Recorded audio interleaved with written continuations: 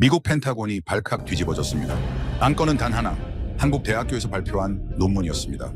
미국 최고의 스텔스 전문가가 직접 재현을 시도했지만 참담하게 실패했죠. 수백만 달러의 최첨단 장비로도 한국이 만든 그 미세한 구조를 따라잡지 못한 겁니다. 그는 결국 한국행 비행기에 몸을 실었고 그곳에서 충격적인 진실을 마주합니다. 도대체 그가 한국에서 본 것은 무엇일까요? 무슨 일인지 바로 사연 들어보시죠. 시청 전 구독은 아니더라도 좋아요 한 번씩 눌러주시면 정말 큰 힘이 됩니다. 저는 마커스 하더입니다. MIT 항공우주공학과에서 학생들을 가르치고 있죠. 동시에 미 국방부의 전략기술 자문위원으로도 활동하고 있습니다. 제 전공은 스텔스 기술입니다. 레이더에 탐지되지 않는 항공기를 만드는 일이죠. 이 분야에서 저는 누구보다 많은 것을 보고 경험해 왔다고 자부합니다. 제가 처음 스텔스 기술에 매료된 건 대학원 시절이었습니다.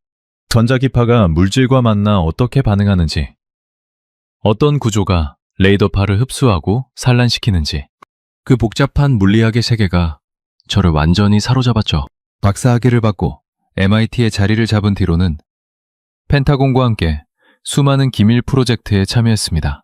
F-22 랩터의 스텔스 코팅 개선 작업, F-35 라이트닝의 레이더 단면적 최소화 연구, 미국이 자랑하는 최첨단 전투기들의 그림자 속에는 항상 제 연구가 있었습니다. 보스턴의 제 연구실은 늘 분주했습니다. 전 세계에서 날아오는 논문들을 검토하고 새로운 소재의 가능성을 시뮬레이션하고 때로는 직접 나노 단위의 샘플을 제작하기도 했죠. 제 연구실을 거쳐간 제자들은 로키드 마틴, 보잉, 노스롭 그루먼 같은 방산 기업들로 진출했습니다. 미국 스텔스 기술의 미래를 이끌어갈 인재들이었죠. 저는 냉철한 과학자입니다. 제 사전에 기적이라는 단어는 존재하지 않습니다. 모든 현상에는 원인이 있고 모든 결과는 검증 가능해야 합니다. 감정에 휘둘리거나 막연한 가능성에 기대를 거는 건 제 방식이 아니었죠. 오직 데이터와 물리 법칙만이 진실을 말해준다고 믿었습니다. 그래서 동료들은 저를 냉혹하다고 했고 학생들은 무서워했습니다. 하지만 저는 개의치 않았습니다. 과학자에게 가장 중요한 건 객관성이니까요. 워싱턴 DC의 펜타곤과 보스턴의 연구실을 오가는 생활은 바쁘지만 충만했습니다. 세계 최강대국의 기술적 우위를 지키는 일에 제 인생을 바치고 있다는 자부심이 있었죠. 미국의 스텔스 기술은 압도적이었습니다. 러시아도 중국도 우리를 따라오려면 한참 멀었다고 확신했습니다. 그리고 한국은요? 솔직히 말해서 한국은 제 레이더에 잡히지도 않았습니다. 한국이라는 나라에 대해 제가 아는 건 많지 않았습니다. 삼성과 현대가 있는 나라, K-팝이 인기 있는 나라, 한국 전쟁 이후 빠르게 성장한 나라, 그 정도였죠. 반도체 제조 기술이 뛰어나다는 건 알고 있었습니다. 하지만 그건 어디까지나 응용 기술이었습니다. 남이 만들어 놓은 이론과 설계를 잘 따라하는 것. 저는 그렇게 생각했습니다. 근본적인 물리학의 패러다임을 바꾸는 건 미국과 유럽의 몫이라고요. 제 연구실에는 한국인 제자가 한 명 있었습니다. 이태혁이라는 청년이었죠. 서울에서 학부를 마치고 MIT 대학원에 진학한 친구였습니다.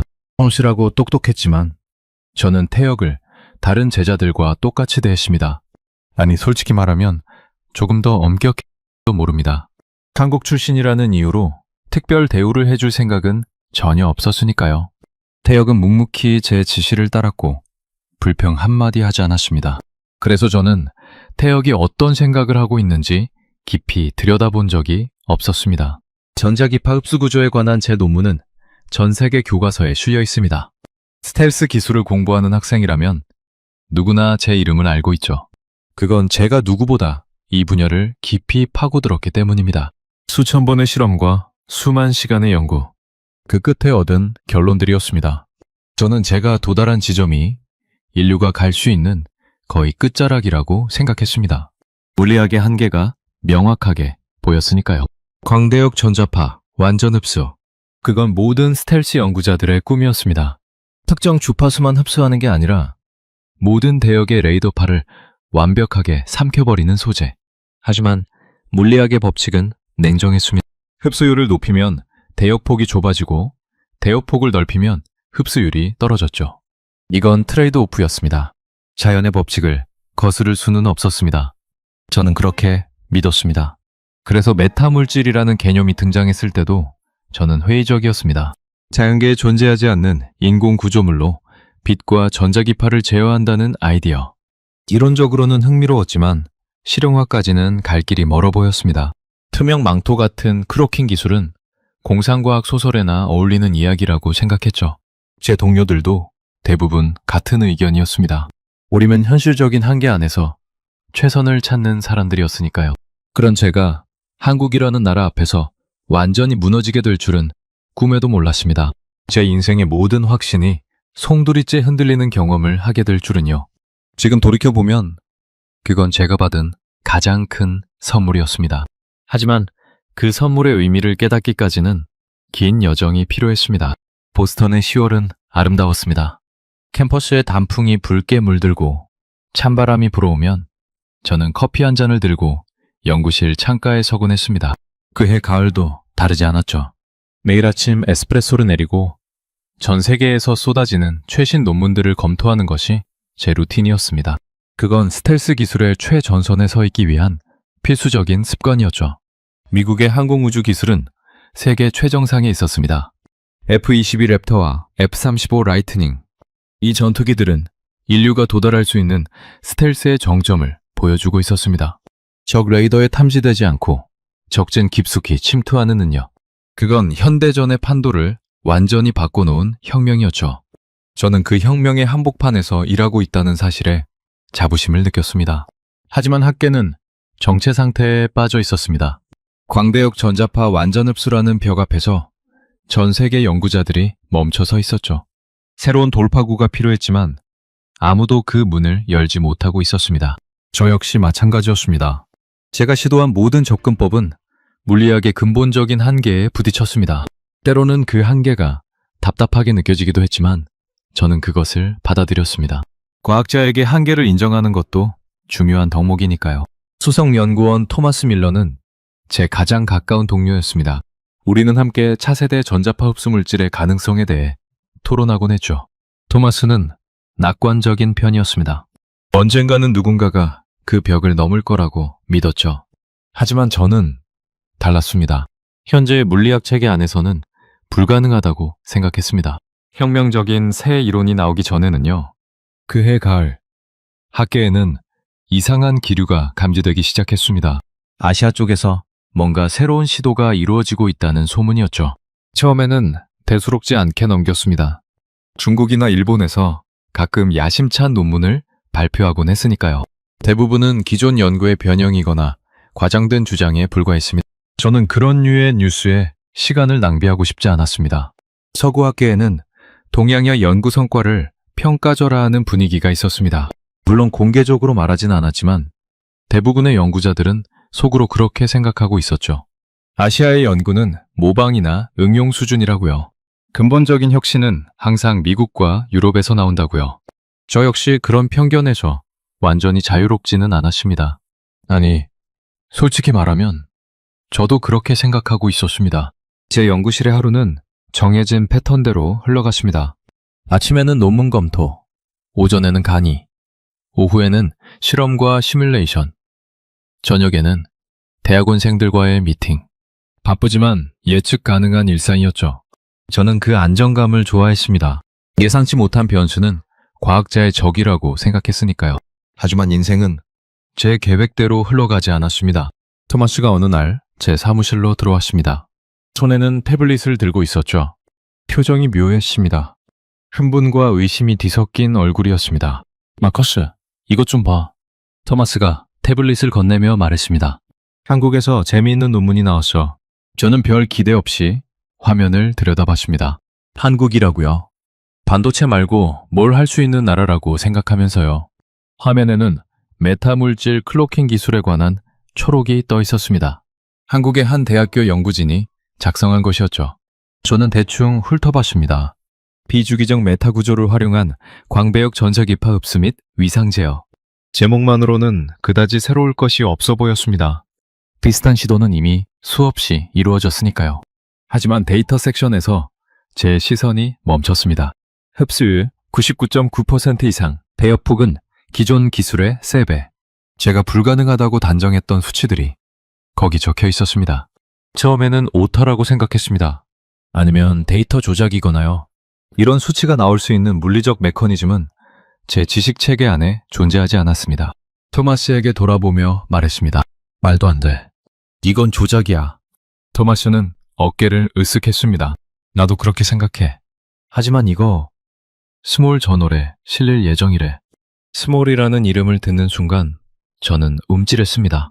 스몰은 나노과학 분야에서 가장 권위 있는 학술지 중 하나였습니다. 까다로운 동료 심사로 유명한 저널이죠. 거기서 통과된 논문이라면 적어도 데이터 조작은 아닐 가능성이 높았습니다. 그날 밤 저는 그 초록을 여러 번 다시 읽었습니다. 읽을수록 불안해졌습니다. 만약 이 수치가 사실이라면 제가 평생 쌓아온 이론적 체계가 근본부터 흔들리는 것이었습니다. 맥스웰 방정식의 응용 한계를 뛰어넘었다는 주장이었으니까요. 하지만 저는 여전히 의심을 버리지 못했습니다. 한국이라는 나라가 그런 혁명적인 성과를 냈다는 게 믿기지 않았습니다. 연구실을 나서면서 저는 혼잣말을 했습니다. 분명 뭔가 잘못됐을 거야. 기다려보면 알겠지. 그때 저는 몰랐습니다.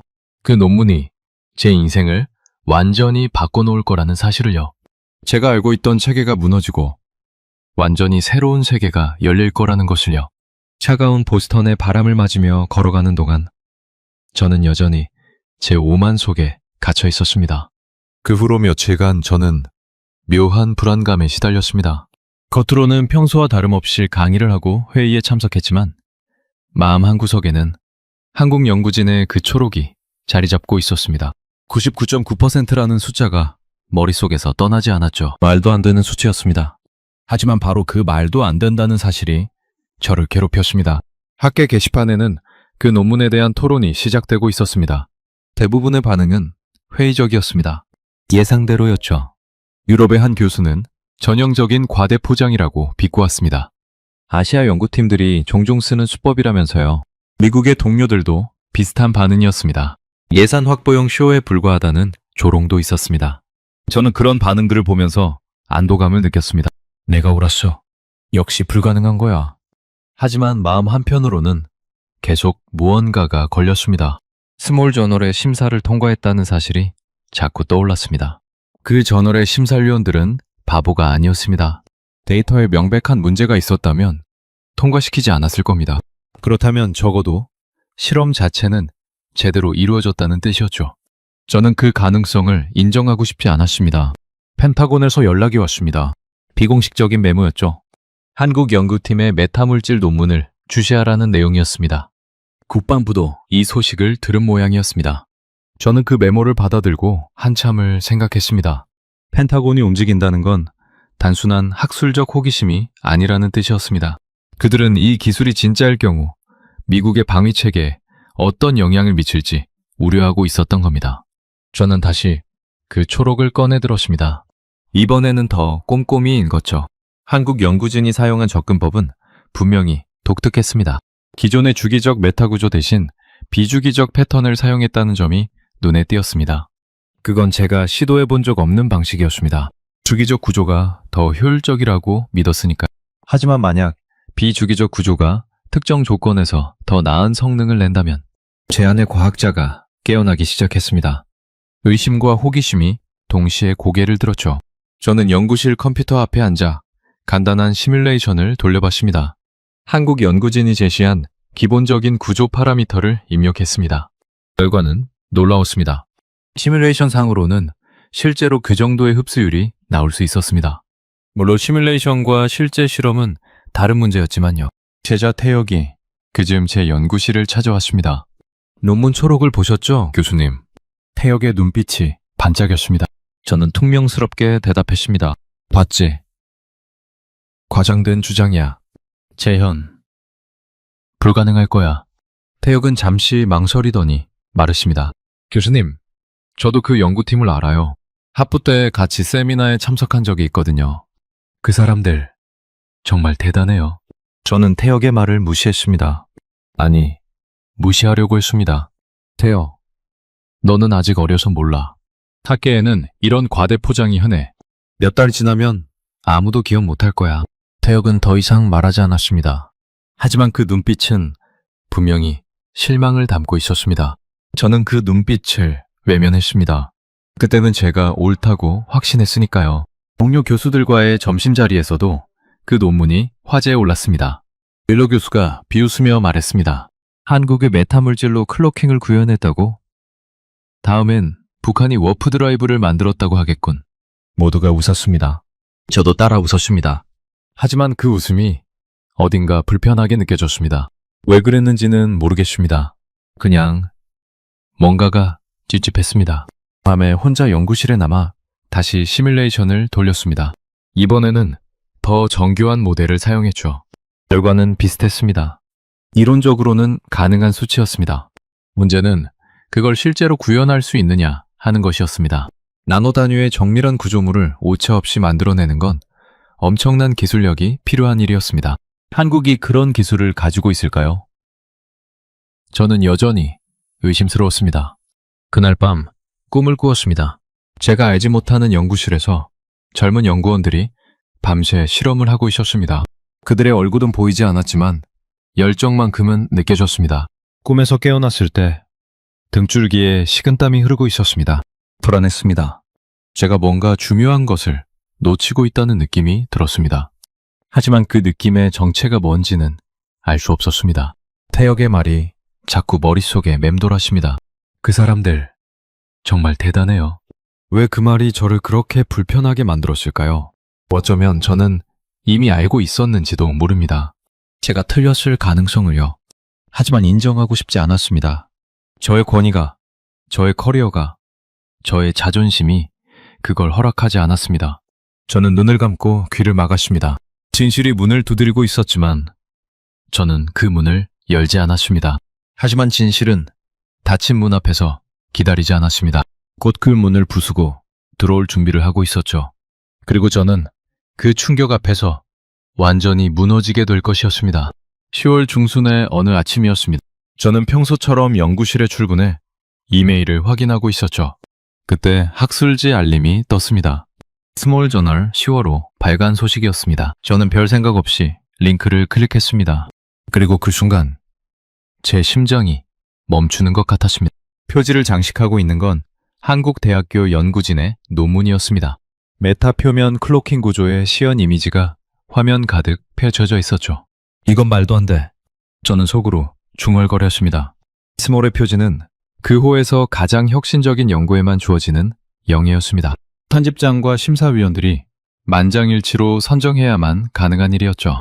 한국의 그 논문이 그 자리를 차지했다는 건 학계 전체가 그 연구의 중요성을 인정했다는 뜻이었습니다. 저는 떨리는 손으로 전문을 다운로드 받았습니다.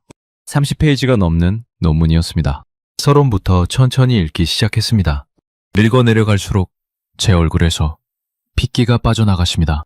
이건 단순한 개선이 아니었습니다. 패러다임 자체를 뒤엎는 접근이었습니다. 한국 연구진은 제가 불가능하다고 믿었던 것을 해냈습니다.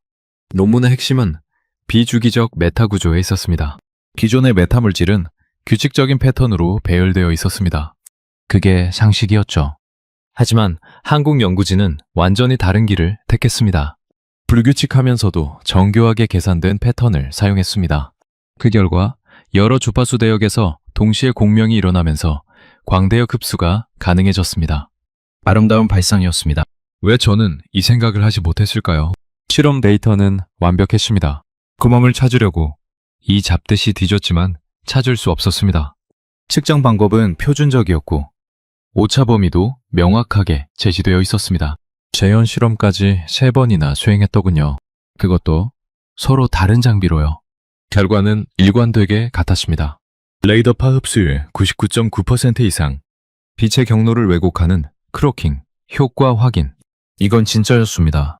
제 손가락이 미세하게 떨리고 있었습니다. 커피잔을 들여다가 절반을 쏟았습니다. 정신을 차리려고 했지만 잘 되지 않았습니다. 이게 사실이라면 제가 평생 연구해온 모든 것이 도전받는 것이었습니다. 미국이 쌓아온 스텔스 기술의 우위가 하루아침에 무너질 수 있다는 뜻이었습니다. 한국이라는 나라가 그 판을 뒤집어 버린 겁니다. 저는 논문을 처음부터 다시 읽었습니다. 그리고 또 읽었습니다. 읽을수록 경악은 커져갔습니다. 이 연구의 독창성은 부인할 수 없었습니다. 기존 연구를 모방하거나 개선한 수준이 아니었습니다. 완전히 새로운 물리적 메커니즘을 제안하고 증명한 것이었습니다. 제가 한국에 대해 품고 있던 편견이 얼마나 어리석었는지 서서히 깨닫기 시작했습니다. 보스턴 연구실의 정적이 무거웠습니다. 창밖으로 학생들이 오가는 모습이 보였지만 저는 아무것도 느끼지 못했습니다. 머릿속에는 오직 그 논문의 수치들만 맴돌았습니다. 30분쯤 지났을까요? 토마스가 노크도 없이 문을 벌컥 열고 들어왔습니다. 마커스, 봤어? 토마스의 얼굴도 창백했습니다. 저는 고개만 끄덕였습니다. 이게 사실이라면 우리가 쌓아온 모든 게 무용지물이야. 토마스가 낮은 목소리로 말했습니다. 저는 대답하지 않았습니다. 대답할 수가 없었습니다. 왜냐하면 토마스의 말이 맞았으니까요. 이 기술이 실용화되면 미국의 스텔스 전투기들은 더 이상 보이지 않는 존재가 아니게 됩니다. 적어도 상대방이 같은 기술을 가지면요. 전화벨이 울렸습니다. 펜타곤이었습니다. 하도 교수, 스몰 논문 봤나? 냉정한 목소리가 들려왔습니다. 봤습니다. 제 목소리는 가라앉아 있었습니다. 48시간 안에 분석 보고서를 제출하게. 이 기술의 실현 가능성, 미국 안보에 대한 잠재적 위협, 재현 가능성 모두 포함해서 전화는 일방적으로 끊어졌습니다. 저는 빈 화면을 멍하니 바라봤습니다. 48시간. 이 복잡한 기술을 분석하고 보고서를 쓰기에는 턱없이 부족한 시간이었습니다. 하지만 문제는 시간이 아니었습니다. 진짜 문제는 제 안에 있었습니다. 저는 이 논문이 사실이기를 바라지 않았습니다. 한국이 미국을 앞서갔다는 현실을 받아들이고 싶지 않았습니다. 하지만 과학자에게 개인적인 감정은 중요하지 않습니다. 중요한 건 진실이죠. 저는 깊은 숨을 들이마시고 다시 논문을 펼쳤습니다. 이번에는 감정을 배제하고 순수하게 과학적인 눈으로 보려고 했습니다.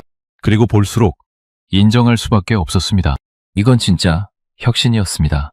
한국 연구진이 세계 과학계를 뒤흔든 것이었습니다.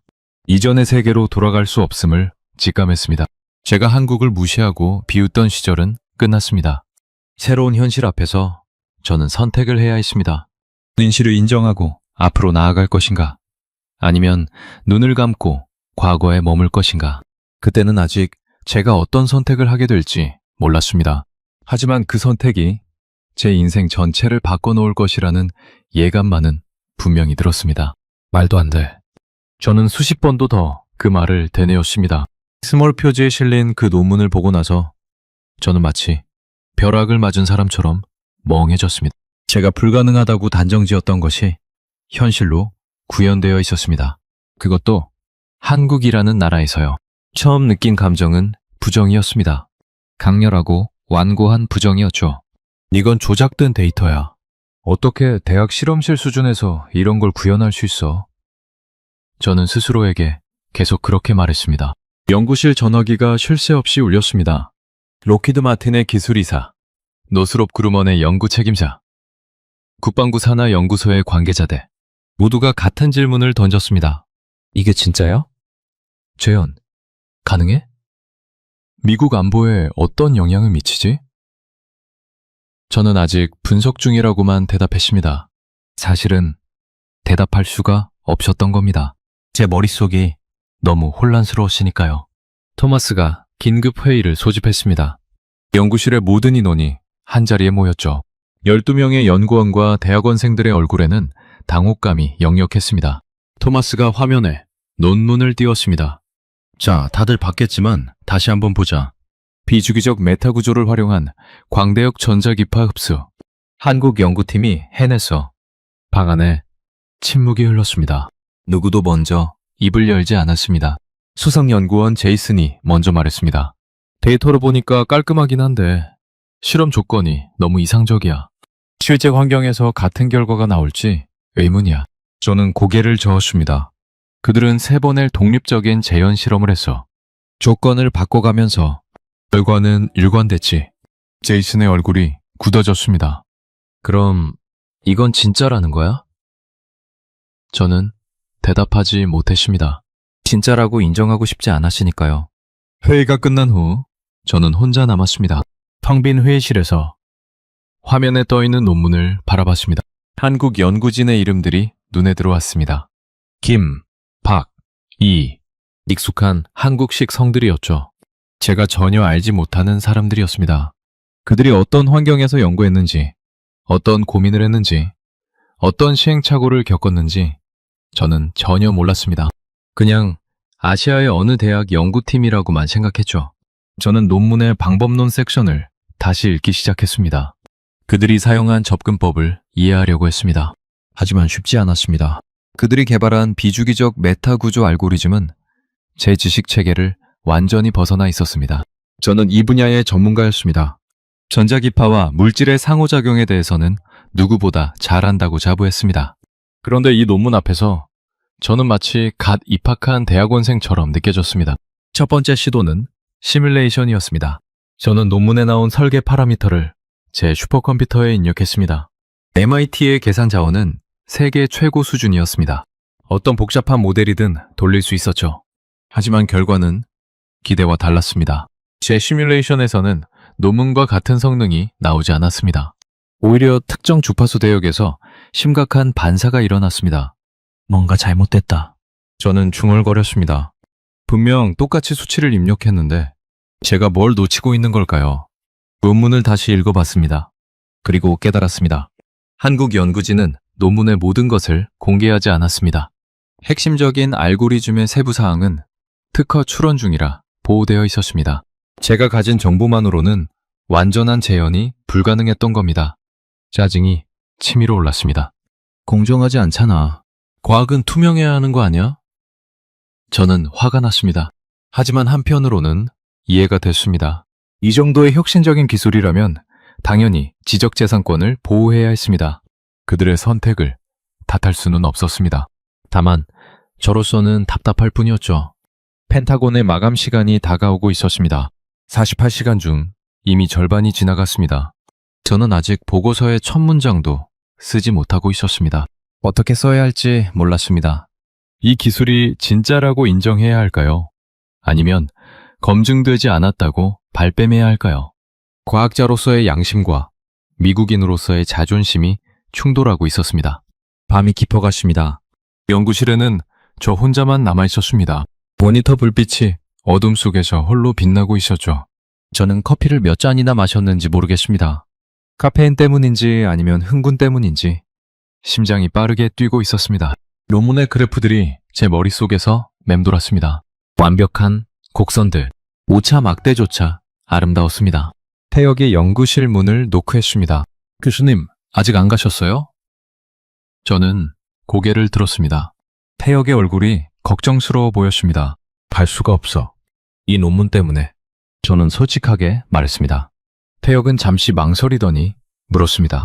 교수님, 혹시 도움이 필요하시면 말씀하세요.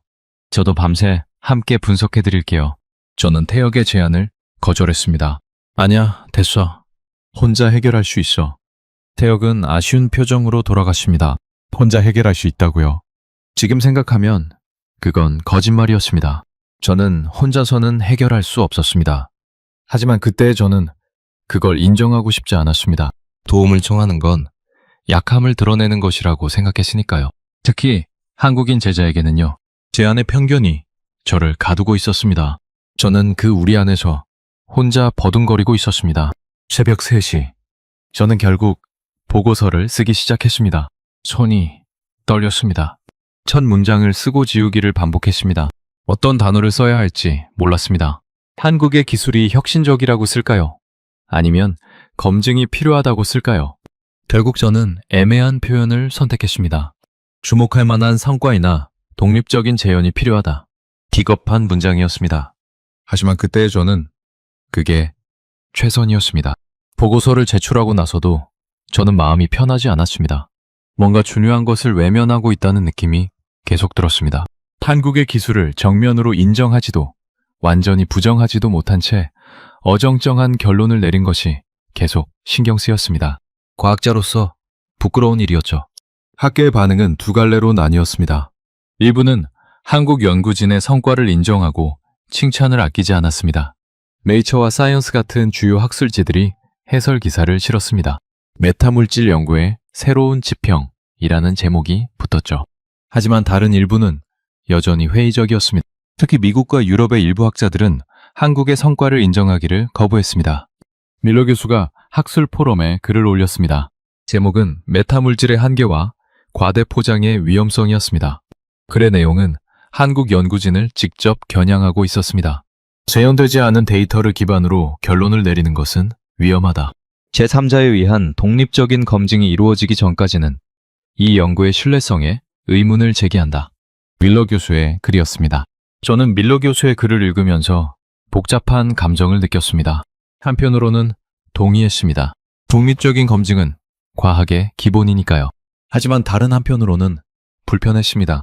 밀러 교수의 글에서는 한국에 대한 편견이 느껴졌습니다. 과학적인 비판이라기보다는 감정적인 거부에 가까웠죠. 그리고 저는 그게 제 안에도 있다는 걸 알고 있었습니다. 만약 이 기술이 사실이라면 이라는 가정이 저를 계속 괴롭혔습니다. 미국의 방산 우위가 통째로 흔들릴 수 있다는 의미였습니다. F-22와 F-35의 스텔스 기능이 무력화될 수 있다는 뜻이었죠. 수십 년간 쌓아온 기술적 우위가 하루아침에 증발할 수 있다는 겁니다. 저는 그 가능성이 두려웠습니다. 펜타곤에서 후속 회의가 소집되었습니다. 영상회의 형식이었죠. 국방부 관계자, 방산기업 임원들, 학계 전문가들이 화면에 가득 떠 있었습니다. 주제는 물론 한국의 메타물질 기술이었습니다. 하더 교수, 당신의 평가를 듣겠네. 국방부 차관보가 저를 지목했습니다. 화면 속의 모든 시선이 저에게 집중되었습니다. 저는 준비한 내용을 발표하기 시작했습니다. 한국 연구진의 논문은 이론적으로 혁신적입니다. 하지만 실용화까지는 갈 길이 멉니다. 대학 실험실에 통제된 환경과 실제 전장의 조건은 다릅니다. 저는 최대한 객관적으로 말하려고 했습니다. 하지만 제 목소리에는 확신이 없었습니다. 저 스스로도 그걸 알 수 있었죠. 로키드 마틴의 기술 이사가 날카롭게 물었습니다. 그래서 결론이 뭡니까? 위협인가요? 아닌가요? 저는 잠시 망설였습니다. 지금 당장은 아니지만 잠재적으로는 심각한 위협이 될 수 있습니다. 이게 제가 할 수 있는 가장 정직한 대답이었습니다. 화면 속의 얼굴들이 굳어졌습니다. 아무도 그런 대답을 원하지 않았다는 걸 알 수 있었습니다. 회의가 끝난 후 밀러 교수가 개인적으로 연락해 왔습니다. 마커스, 너무 한국 편을 들지 말게. 자네 커리어에 오점이 될 수 있어. 저는 불쾌했습니다. 어느 편을 드는 게 아니라 사실을 말한 겁니다. 제 대답에 밀러 교수는 코웃음을 쳤습니다. 사실이라고? 아직 검증도 안 된 데이터를 사실이라고 부르나? 저는 더 이상 대화를 이어가고 싶지 않았습니다. 태역은 연구실에서 미묘한 분위기를 견디고 있었습니다. 다른 연구원들이 태역을 대하는 태도가 달라졌습니다. 노골적인 적대감은 아니었지만 미묘한 거리감이 있었습니다. 한국 연구진의 성과가 주목받으면서 태역에게 그 책임을 돌리는 듯한 분위기였죠. 불합리하고 부당한 일이었습니다. 하지만 저는 그걸 바로잡지 못했습니다. 저 자신도 혼란스러웠으니까요. 어느 날 태역이 저를 찾아왔습니다. 교수님, 솔직히 말씀드리고 싶은 게 있어요. 태역의 얼굴은 진지했습니다. 말해봐. 저는 대답했습니다. 한국 연구진의 성과는 진짜예요. 저도 그 팀 중 한 명과 하프 때 같이 연구한 적이 있거든요. 그 사람들은 정말 대단해요. 우리가 생각하는 것보다 훨씬. 저는 태역의 말을 듣고 잠시 침묵했습니다. 태역, 그건 너의 개인적인 의견이. 과학은 개인적인 친분으로 판단하는 게 아니야. 저는 차갑게 대답했습니다. 태역의 표정이 어두워졌습니다. 알아요. 하지만 교수님, 혹시 직접 가서 보시면 생각이 달라지실 수도 있어요. 저는 고개를 저었습니다. 내가 한국에 갈 이유가 뭐가 있어? 태역은 더 이상 말하지 않았습니다. 하지만 그 눈빛은 분명히 말하고 있었습니다. 교수님, 당신이 틀렸어요. 그날 밤 저는 오래 생각에 잠겼습니다. 밀러 교수의 말과 태역의 말이 머릿속에서 충돌했습니다. 한쪽은 한국을 무시하라고 했고 다른 한쪽은 한국을 직접 보라고 했습니다. 저는 어느 쪽을 믿어야 할지 몰랐습니다. 아니, 솔직히 말하면 믿고 싶지 않았습니다. 한국이 옳다는 사실을요. 제 자존심이 그걸 허락하지 않았습니다. 갈등은 점점 확대되고 있었습니다. 학계 전체가 두 진영으로 나뉘어 논쟁을 벌이고 있었습니다. 한쪽은 한국의 성과를 인정하고 배워야 한다고 했고, 다른 한쪽은 검증되지 않은 주장에 현혹되면 안 된다고 했습니다. 저는 그 한가운데에 서 있었습니다. 어느 쪽으로도 가지 못하고 혼자서 흔들리고 있었습니다. 어느 날 제 이메일함에 낯선 발신자의 메일이 도착했습니다. 한국대학교의 연구팀 리더였습니다. 제목은 간단했습니다. 초대. 메일을 열어보니 공동 세미나에 참석해달라는 내용이었습니다. 직접 오셔서 우리의 연구를 보시고 질문해 주시면 감사하겠습니다. 정중한 문장이었습니다. 저는 그 메일을 읽고 한참을 생각했습니다. 가야 할까요? 아니면 무시해야 할까요? 제 안에 두 목소리가 다시 충돌하기 시작했습니다. 결국 저는 직접 재현 실험을 해보기로 결심했습니다. 한국에 가기 전에 제 손으로 직접 확인하고 싶었습니다. 논문에 공개된 정보만으로 얼마나 따라갈 수 있는지, 어디서 막히는지 알고 싶었습니다.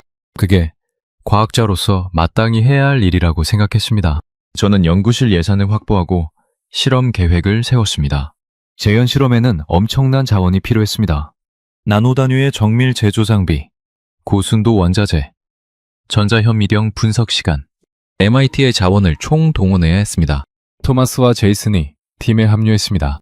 우리는 논문을 구석구석 분석하며 실험 설계를 시작했습니다. 한국 연구진이 사용한 것과 최대한 비슷한 조건을 만들려고 했죠. 첫 번째 샘플 제작에는 2주가 걸렸습니다. 나노 단위의 메타 구조를 만드는 건 상상 이상으로 어려운 작업이었습니다. 원자 하나의 오차도 결과에 영향을 미쳤습니다. 우리는 수십 번의 시행착오를 거쳤습니다. 장비 설정을 바꾸고 온도와 습도를 조절하고 공정 순서를 조정했습니다. 마침내 첫 번째 테스트 샘플이 완성되었습니다. 측정실로 샘플을 가져갔습니다. 전자파 분석 장비 앞에 앉아 결과를 기다리는 동안 심장이 빠르게 뛰었습니다. 제발 작동해라. 저는 속으로 빌었습니다. 만약 성공하면 한국 연구진의 성과를 검진하는 것이고, 실패하면 우리의 기술력을 증명하는 것이었습니다. 어느 쪽이든 의미 있는 결과일 터였습니다. 결과가 화면에 떴습니다. 저는 숨을 멈추고 그래프를 바라봤습니다. 그리고 제 심장이 내려앉는 것을 느꼈습니다. 실패였습니다. 특정 주파수 대역에서 심각한 반사가 일어났습니다. 흡수율은 고작 70% 수준에 불과했습니다. 한국 연구진이 달성한 99.9%와는 비교도 되지 않았습니다. 뭐가 잘못된 거지? 토마스가 물었습니다. 저는 대답할 수 없었습니다. 논문에 나온 대로 했는데 왜 안 되는 건지 이해가 되지 않았습니다. 데이터를 분석하고 변수들을 점검하고 가능한 오류 원인을 나열했습니다. 하지만 명확한 답을 찾을 수 없었습니다. 한국 연구진은 뭔가 다른 걸 하고 있었습니다. 논문에 다 쓰지 않은 무언가가 있었습니다. 두 번째 시도를 했습니다. 이번에는 공정 조건을 조금 바꿨습니다. 결과는 조금 나아졌지만 여전히 부족했습니다. 세 번째, 네 번째 시도도 마찬가지였습니다. 저는 점점 지쳐갔습니다. 밤을 새우고 주말도 반납하고 모든 에너지를 쏟아부었습니다. 하지만 한국 연구진의 수치에는 도달하지 못했습니다. 제이슨이 어느 날 말했습니다. 마커스, 이건 우리 장비의 한계인 것 같아. 아무리 해도 그들이 만든 미세 구조를 재현할 수 없어. 저는 그 말을 듣고 싶지 않았습니다. MIT의 장비가 세계 최고라고 자부했으니까요. 하지만 데이터는 거짓말을 하지 않았습니다. 우리는 한국을 따라가지 못하고 있었습니다. 학교 이사회에서 연락이 왔습니다. 재현 실험에 얼마나 더 투자할 생각인가요? 재정 담당자의 목소리는 차가웠습니다. 이미 계획보다 2배의 예산을 썼습니다. 별거 없이 더 쓸 수는 없어요. 저는 반박하고 싶었습니다. 과학은 결과가 나올 때까지 하는 것이라고요. 하지만 그 말이 입 밖으로 나오지 않았습니다. 저 스스로도 확신이 없었으니까요. 밀러 교수가 비아냥거렸습니다. 하더, 삽질하느라 고생이 많군. 애초에 재현 불가능한 데이터야. 시간 낭비지. 저는 그 말에 화가 났지만 반박할 근거가 없었습니다. 제 실험이 실패했으니까요. 밀러 교수의 조롱은 학계에 퍼졌습니다. MIT의 마커스 하더가 한국 따라하다가 망했다더라. 수치스러웠습니다. 과학자로서의 자존심이 바닥을 쳤습니다. 어느 날 밤, 텅 빈 실험실에 홀로 앉아 있었습니다. 실패한 샘플들이 테이블 위에 늘어져 있었습니다. 저는 그것들을 하나씩 집어들며 생각했습니다. 도대체 한국은 어떻게 한 걸까? 우리랑 뭐가 다른 걸까? 장비의 문제인가? 재료의 문제인가? 아니면 접근 방식 자체가 틀린 건가? 전서 현미경으로 실패한 샘플을 관찰했습니다. 나노 구조의 이미지가 화면에 떴습니다. 그리고 뭔가가 눈에 띄었습니다. 미세한 차이였습니다. 제가 만든 구조와 한국 연구진이 논문에 실은 이미지를 비교했습니다. 겉보기에는 비슷했지만 세부적으로는 달랐습니다. 한국의 샘플에는 제가 보지 못한 미세한 패턴이 있었습니다. 논문에는 명시되지 않은 것이었죠. 저는 그 순간 깨달았습니다. 한국 연구진은 논문에 모든 것을 쓰지 않았습니다. 핵심적인 노하우가 있었고 그건 글로 표현할 수 없는 것이었습니다. 제가 논문만 읽고 따라하려 한 것 자체가 오만이었습니다. 그들의 손끝에 있는 기술, 수천 번의 시행착오를 통해 체득한 감각, 그건 논문 몇 장으로 전달될 수 있는 게 아니었습니다. 처참한 심정이었습니다. 평생 이 분야를 연구해온 제가 세계 최고의 장비를 가진 MIT가 한국의 한 대학교 연구실을 따라가지 못하고 있었습니다. 제 자존심은 완전히 무너져 내렸습니다. 하지만 동시에 어딘가에서 작은 불꽃이 피어오르는 것도 느꼈습니다. 호기심이었습니다. 과학자로서의 순수한 호기심. 대체 그들은 어떻게 한 걸까? 저는 그걸 알고 싶었습니다. 무엇보다도 재현 실험의 실패 이후 저는 깊은 자기의심에 빠졌습니다. 밤마다 같은 질문이 머릿속을 맴돌았습니다. 나는 정말 최고인가? 아니면 그저 과거의 영광에 취해 있던 늙은이인가? 이 질문은 잠을 빼앗아갔습니다. 새벽까지 천장을 바라보다가 눈이 벌겋게 충혈된 채로 출근하는 날이 이어졌습니다. 제 이력은 화려했습니다. 수많은 논문, 특허, 수상 경력, 펜타곤의 자문위원이라는 직함, MIT 교수라는 명함. 하지만 그 모든 것이 갑자기 무색해졌습니다. 한국의 젊은 연구자들 앞에서 제 화려한 이력은 아무 의미가 없었습니다. 그들은 제가 불가능하다고 단정한 것을 해냈습니다. 저는 따라가지도 못했습니다. 예전의 실패가 떠올랐습니다. 10년 전에도 비슷한 프로젝트에서 좌절한 적이 있었습니다. 그때도 새로운 접근법을 시도했다가 실패했죠. 하지만 그때는 물리학의 한계 때문이라고 스스로를 위로할 수 있었습니다. 이번에는 달랐습니다. 누군가가 그 한계를 넘어섰으니까요. 제가 할 수 없다고 믿었던 것을 해낸 사람들이 있었으니까요. 어느 날 저녁, 연구실에 혼자 남아 스몰 저널의 그 호를 다시 꺼내들었습니다. 표지에 실린 한국의 메타물질 이미지를 멍하니 바라봤습니다. 아름다운 구조였습니다. 복잡하면서도 질서정연했습니다. 자연이 만들어낸 것 같으면서도 인간의 지성이 느껴졌습니다. 저는 그 이미지를 보면서 오래 생각했습니다. 내가 놓친 것은 기술인가? 아니면 그들의 집념인가? 이 질문이 제 마음을 사로잡았습니다. 미국의 연구 환경은 풍요로웠습니다. 예산, 장비, 인력, 원하는 것은 거의 다 가질 수 있었습니다. 하지만 한국의 연구 환경은 어떨까요? 저는 잘 몰랐습니다. 다만 미국보다 열악할 것이라고 짐작했습니다. 그런데 어떻게 그들이 우리를 앞섰을까요? 태역의 말이 다시 떠올랐습니다. 그 사람들 정말 대단해요. 태역은 한국의 연구 문화에 대해 뭔가를 알고 있는 듯 했습니다. 저는 그때 그의 말을 무시했습니다. 하지만 지금은 궁금했습니다. 태역이 본 것은 무엇이었을까요? 제가 놓치고 있는 것은 무엇일까요? 실패한 샘플을 다시 꺼내 전자현미경 아래 놓았습니다. 확대 배율을 최대로 올렸습니다. 나노 구조의 표면이 화면에 떴습니다. 저는 그것을 한참 동안 바라봤습니다. 그리고 논문의 이미지와 비교했습니다. 분명히 차이가 있었습니다. 한국의 샘플에는 일종의 2차 패턴이 있었습니다. 주 구조 위에 덧입혀진 미세한 요철들이었죠. 이걸 어떻게 만든 거지? 저는 혼잣말을 했습니다. 우리 장비로는 이런 미세한 구조를 만들 수 없었습니다. 아니, 만들 수 있을지도 모르지만 그 방법을 몰랐습니다. 한국 연구진은 뭔가 다른 공정을 사용하고 있었습니다. 논문에는 언급되지 않은 기술이 있었습니다. 그날 밤, 저는 논문을 처음부터 끝까지 다시 읽었습니다. 이번에는 지나쳤던 부분들을 꼼꼼히 살폈습니다. 방법론 섹션의 각주, 보충자료, 참고문헌, 모든 것을 파헤쳤습니다. 그리고 한 줄의 문장이 눈에 들어왔습니다. 2차 적층 공정은 본 연구팀이 개발한 독자적 알고리즘에 따라 수행되었다. 바로 이거였습니다. 독자적 알고리즘. 이게 핵심이었습니다. 한국 연구진은 자체 개발한 적층 알고리즘을 사용했습니다.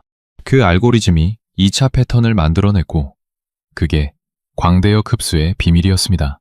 저는 그 사실을 깨닫고 한참을 멍하니 앉아 있었습니다. 해답은 논문 안에 있었습니다. 다만 제가 보지 못했을 뿐이었죠. 하지만 알고리즘의 존재를 안다고 해서 문제가 해결되는 건 아니었습니다. 그 알고리즘의 내용은 논문에 공개되지 않았습니다. 특허로 보호되어 있었죠. 제가 그걸 알아내려면 한국 연구진에게 직접 물어봐야 했습니다. 그리고 그들이 알려줄 리가 없었습니다. 적어도 저는 그렇게 생각했습니다. 그날 밤 저는 중요한 결정을 내렸습니다. 제 자존심을 내려놓기로 했습니다. 적어도 한 번은 진심으로 배우는 자세를 가져보기로 했습니다.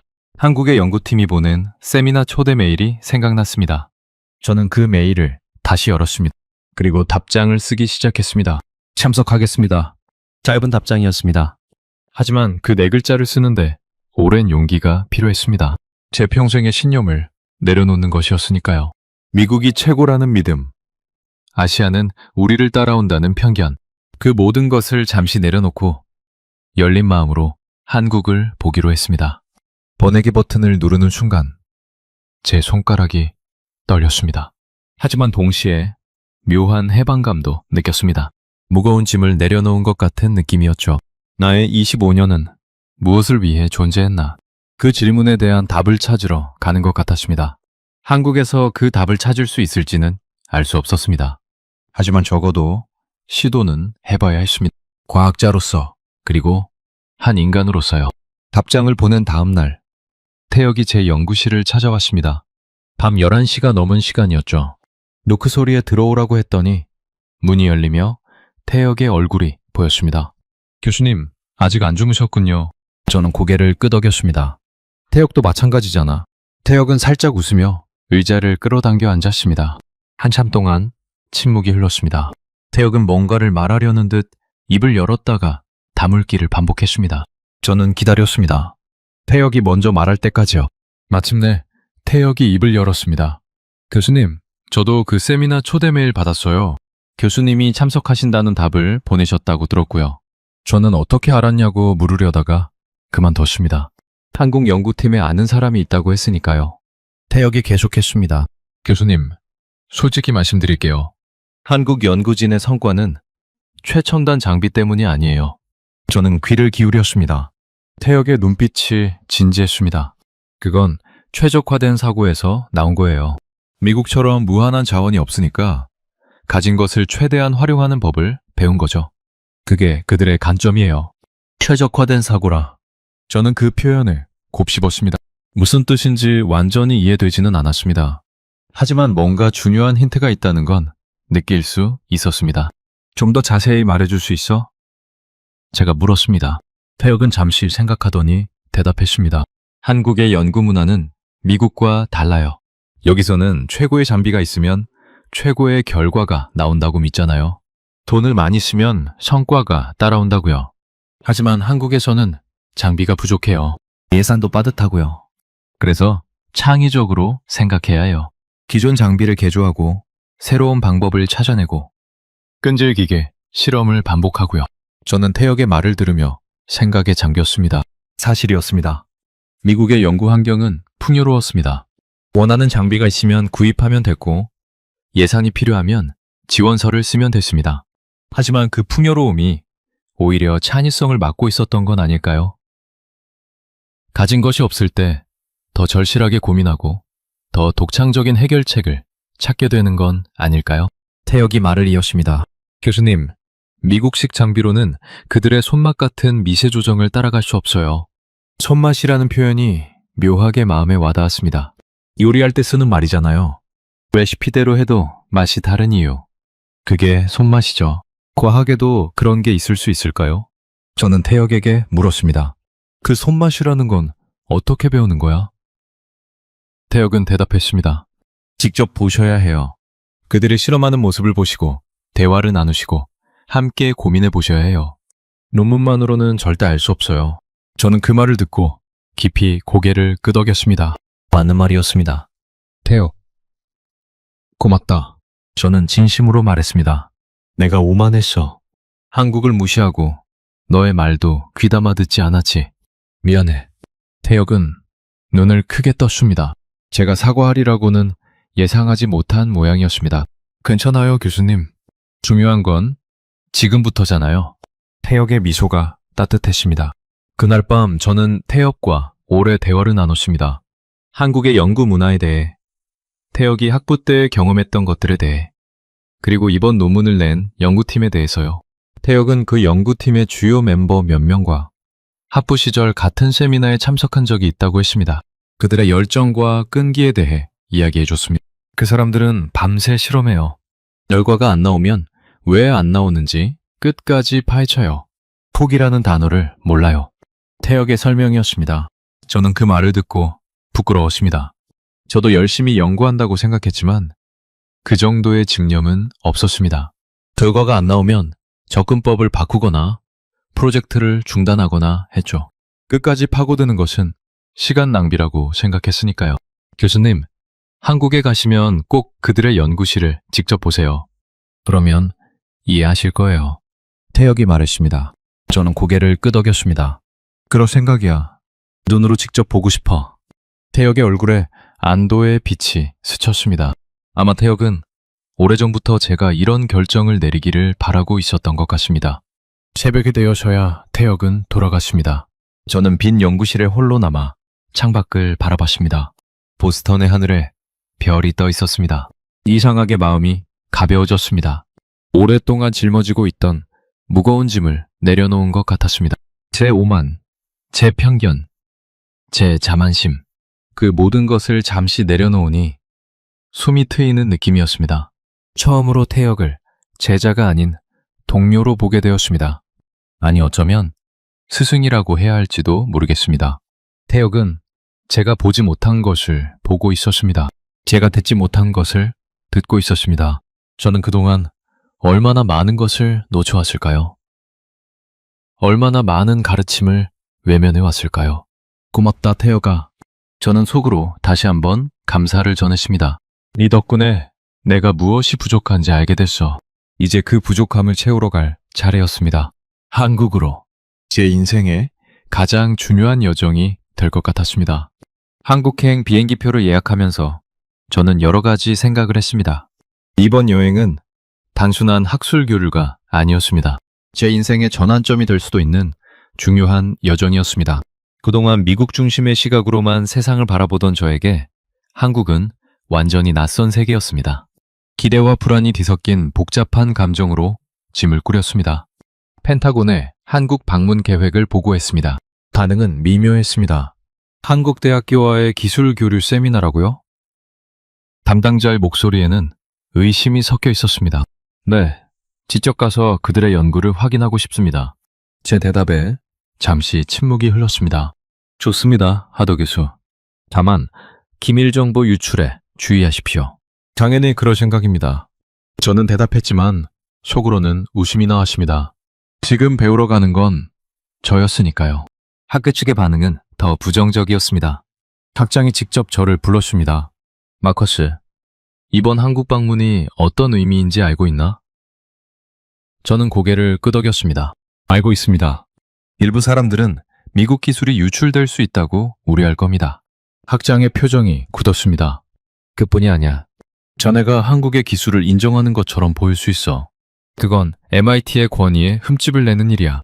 저는 학장의 말을 듣고 잠시 생각했습니다. 그리고 대답했습니다. 학장님, 과학은 권위를 지키는 것이 아니라 진실을 찾는 것입니다. 한국 연구진이 우리보다 앞섰다면 그건 인정해야 합니다. 그리고 그들에게 배워야 합니다. 그게 과학자의 자세 아닙니까? 학장은 한참 동안 저를 바라보다가 한숨을 쉬었습니다. 전의 고집은 내가 이길 수 없군. 말았네 가게. 다만 결과에 대한 책임은 자네가 지게. 출발 전날 밤 태혁과 함께 항공 연구팀에 보낼 질문 리스트를 작성했습니다. 저는 알고 싶은 것이 많았습니다. 비주기적 메타 구조의 설계 원리, 2차 적층 알고리즘의 핵심 개념, 공정 과정에서의 품질 관리 방법. 질문은 끝이 없었습니다. 태혁은 제 열정에 놀란 듯 했습니다.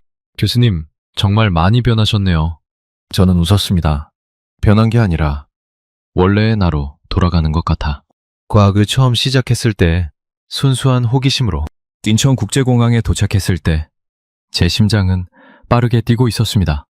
14시간의 비행 끝에 완전히 다른 세계에 발을 디딘 것이었습니다. 공항은 현대적이고 깔끔했습니다. 미국의 어떤 공항보다도 효율적으로 운영되고 있는 것 같았습니다. 저는 첫인상부터 한국에 대한 제 편견이 흔들리는 것을 느꼈습니다.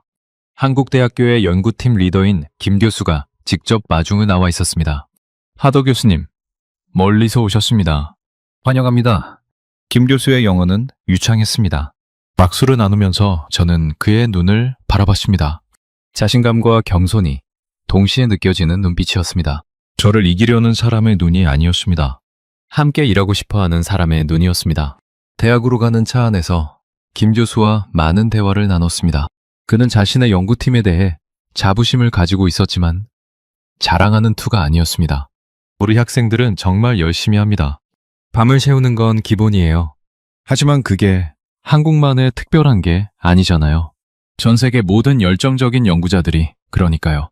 겸손한 말이었습니다. 하지만 저는 그 겸손 뒤에 엄청난 노력이 숨어 있다는 걸 직감했습니다. 연구실에 도착했을 때 저는 놀랐습니다. 상상했던 것과 달랐습니다. 화려하거나 최첨단의 시설이 아니었습니다. 오히려 소박했습니다. MIT의 제 연구실과 비교하면 장비의 수준이 한 단계 아래였습니다. 하지만 그 안에서 일하는 사람들의 눈빛은 달랐습니다. 열정으로 불타고 있었습니다. 젊은 연구원들이 저를 맞이했습니다. 영어로 인사를 건네는 사람도 있었고 어색하게 웃으며 고개를 숙이는 사람도 있었습니다. 저는 그들 한 명 한 명의 얼굴을 살폈습니다. 피곤한 표정이었지만 눈은 반짝이고 있었습니다. 이 사람들이 세계를 놀라게 한 연구를 해냈구나. 저는 속으로 감탄했습니다. 김 교수가 연구실을 안내해 줬습니다. 장비들을 보면서 저는 또 한 번 놀랐습니다. 많은 장비들이 자체적으로 개조되어 있었습니다. 표준 제품을 그대로 쓰는 게 아니라 연구 목적에 맞게 변형한 것이었습니다. 이 장비는 원래 다른 용도인데 우리가 필요에 맞게 개조했습니다. 김 교수의 설명이었습니다. 저는 그 창의성에 감탄하지 않을 수 없었습니다. 그날 오후 세미나가 열렸습니다. 한국 연구팀이 자신들의 연구를 발표했습니다. 저는 맨 앞줄에 앉아 집중해서 들었습니다. 발표 내용은 논문보다 훨씬 상세했습니다. 논문에서 생략됐던 시행착오의 과정, 예상치 못한 발견들, 그리고 실패에서 배운 교훈들, 그 모든 것이 발표에 담겨 있었습니다. 발표가 끝나고 질의응답 시간이 되었습니다. 저는 손을 들었습니다. 하더 교수님, 질문해 주세요. 김 교수가 말했습니다. 저는 가장 궁금했던 것을 물었습니다. 2차 적층 알고리즘의 핵심 원리가 무엇입니까? 논문에는 상세하게 나와 있지 않아서 이해하기 어려웠습니다. 방 안에 잠시 긴장이 흘렀습니다. 그건 민감한 질문이었습니다. 특허로 보호되는 핵심 기술이었으니까요. 하지만 김 교수는 미소를 지으며 대답했습니다. 직접 보여드리는 게 나을 것 같습니다. 내일 실험에 참여하시겠습니까? 저는 그 제안에 놀랐습니다. 물론이죠. 영광입니다. 제 대답에 방 안의 긴장이 풀렸습니다. 한국 연구진들이 서로 눈을 마주치며 미소 지었습니다. 그날 밤 호텔에서 저는 오래 생각에 잠겼습니다. 한국 연구진의 개방적인 태도가 인상적이었습니다. 미국에서는 상상하기 어려운 일이었습니다. 경쟁 연구자에게 핵심 기술을 보여주다니요. 하지만 김 교수는 그걸 당연하게 여기는 듯 했습니다. 어쩌면 그게 한국의 힘일지도 모른다고 생각했습니다. 폐쇄적으로 기술을 감추는 것이 아니라 열린 마음으로 나누면서 함께 성장하는 것. 그게 더 강한 힘을 만들어내는 건 아닐까요? 다음날 아침, 저는 한국 연구팀의 실험에 직접 참여했습니다. 연구실에 도착하니 젊은 연구원들이 이미 준비를 마치고 있었습니다. 그들의 눈에는 설렘이 가득했습니다. 외국의 저명한 교수가 자신들의 실험에 참여하는 것이 신기한 모양이었습니다. 저 역시 마찬가지였습니다. 처음으로 학생의 마음으로 배우러 온 것이었으니까요. 김 교수가 실험 과정을 설명하기 시작했습니다. 우리의 핵심 기술은 2차 적층 알고리즘입니다. 이건 단순히 층을 쌓는 게 아닙니다. 각 층의 두께, 간격, 패턴을 나노 단위로 조절하면서 특정한 위상차를 만들어내는 거죠. 저는 집중해서 들었습니다. 이게 바로 제가 재현하지 못했던 부분이었습니다. 실험이 시작되었습니다. 젊은 연구원 한 명이 장비를 조작하기 시작했습니다. 그의 손놀림은 빠르고 정확했습니다. 하지만 동시에 무언가 다른 것이 느껴졌습니다. 기계적인 동작이 아니었습니다. 마치 악기를 연주하는 것처럼 리듬과 감각이 있었습니다. 저는 그 모습을 보면서 태역이 말했던 손맛이라는 단어를 떠올렸습니다. 김 교수가 옆에서 설명을 이어갔습니다. 저 친구가 지금 하는 건 매뉴얼에 없어요. 수천 번의 실험을 통해 체득한 감각이죠. 장비의 미세한 떨림, 온도의 변화, 습도의 영향, 그 모든 걸 고려하면서 실시간으로 조정하는 겁니다. 저는 경악했습니다. 그건 제가 전혀 고려하지 않았던 부분이었습니다. 저는 논문의 수치만 따라했습니다. 하지만 실제 공정에는 수치로 표현할 수 없는 변수들이 있었던 겁니다. 제가 물었습니다. 그런 감각은 어떻게 배우는 겁니까? 김 교수가 미소 지었습니다. 실패를 통해서죠. 우리 팀원들은 모두 수백 번씩 실패했어요. 그 실패의 패턴을 몸으로 기억하는 거죠. 머리가 아니라 손이 먼저 반응하게 될 때까지요. 저는 그 말을 듣고 깊이 생각에 잠겼습니다. 미국에서는 실패를 최소화하려고 합니다. 시뮬레이션을 돌리고 변수를 통제하고 예측 가능한 결과를 추구하죠. 하지만 한국 연구진은 다른 접근을 취하고 있었습니다. 실패를 두려워하지 않고 오히려 실패에서 배우는 것을 중요시했습니다. 그 차이가 결국 결과의 차이로 나타난 것이었습니다. 실험이 진행되면서 저는 점점 더 많은 것을 깨달았습니다. 한국 연구진의 장비는 분명히 미국보다 열등했습니다. 하지만 그들은 그 한계를 창의적으로 극복하고 있었습니다. 장비의 부족함을 인간의 감각과 경험으로 채우고 있었습니다. 어찌 보면 더 인간적인 과학이었습니다. 기계에 의존하는 것이 아니라 인간의 능력을 극대화하는 방식이었습니다. 점심시간이 되어 함께 식사를 했습니다. 학교 구내식당에서 먹은 한국 음식은 맛있었습니다. 김치, 불고기, 된장찌개. 처음 먹어보는 음식들이었지만 입에 맞았습니다. 식사를 하면서 연구원들과 대화를 나눴습니다. 그들은 호기심이 많았습니다. 미국의 연구 환경에 대해, MIT의 시설에 대해, 저의 연구 경력에 대해 질문을 쏟아냈습니다. 한 젊은 연구원이 물었습니다. 교수님, 미국에서는 우리 연구를 어떻게 평가합니까? 저는 솔직하게 대답했습니다. 처음에는 믿지 않았습니다. 불가능하다고 생각했죠. 하지만 직접 와서 보니까 이해가 됩니다.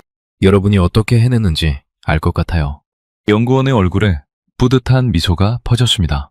오후에는 크로킹 시연이 있었습니다. 제가 가장 기대했던 순간이었습니다. 작은 암실에 들어갔습니다. 레이더 측정 장비가 설치되어 있었습니다. 김 교수가 메타물질 샘플을 장비 위에 올려놓았습니다. 자, 이제 레이더파를 쏘겠습니다. 화면을 보세요. 화면에 데이터가 나타났습니다. 레이더 반사율 0.1%, 차식상 제로였습니다. 저는 눈을 의심했습니다. 직접 보고도 믿기 어려웠습니다. 샘플이 레이더파를 거의 완벽하게 흡수하고 있었습니다. 영화에서나 보던 클로킹 기술이 눈앞에서 구현되고 있었습니다. 저는 한참 동안 말을 잃었습니다. 그리고 마침내 입을 열었습니다. 우리가 졌습니다. 제 목소리가 떨렸습니다. 하지만 이 패배는 과학자로서 너무나 기쁜 패배입니다. 김 교수가 제 어깨를 가볍게 두드렸습니다. 이건 승패의 문제가 아닙니다. 하도 교수님. 과학은 함께 발전하는 겁니다. 우리의 성과는 여러분의 연구 위에 세워진 거예요. 그 말을 듣는 순간 저는 뭔가가 가슴속에서 터지는 것을 느꼈습니다. 겸손이었습니다. 한국 연구진은 자신들의 성과를 자랑하지 않았습니다. 오히려 선배 연구자들에 대한 존경을 표현했습니다. 저를 포함해서요. 저는 그들을 무시했었는데 그들은 저를 존중하고 있었습니다. 부끄러웠습니다. 그리고 감사했습니다. 동행했던 토마스가 제 옆에 서서 말했습니다. 마커스, 이건 마법이 아니야. 지독한 장인 정신의 산물이야. 저는 고개를 끄덕였습니다. 맞아. 그리고 우리는 이걸 배워야 해. 미국으로 돌아가서 바꿔야 할 것이 많아. 토마스도 동의했습니다. 그의 눈에도 감탄의 빛이 어려 있었습니다. 그날 저녁, 한국 연구팀과 함께 회식을 했습니다. 한국의 전통 음식점에서 삼겹살을 구워 먹으며 이야기꽃을 피웠습니다. 격식 없는 자리에서 더 깊은 대화가 오갔습니다. 그들의 꿈, 고민, 희망에 대해 들었습니다. 저도 제 이야기를 나눴습니다. 국적과 나이를 넘어 과학자로서의 동질감이 느껴졌습니다. 우리는 같은 길을 가는 동료였습니다. 한국에서의 일정이 마무리되어 갈 무렵 예상치 못한 문제가 발생했습니다. 펜타곤에서 연락이 왔습니다. 하더 교수, 귀국 후 바로 보고서를 제출하시오.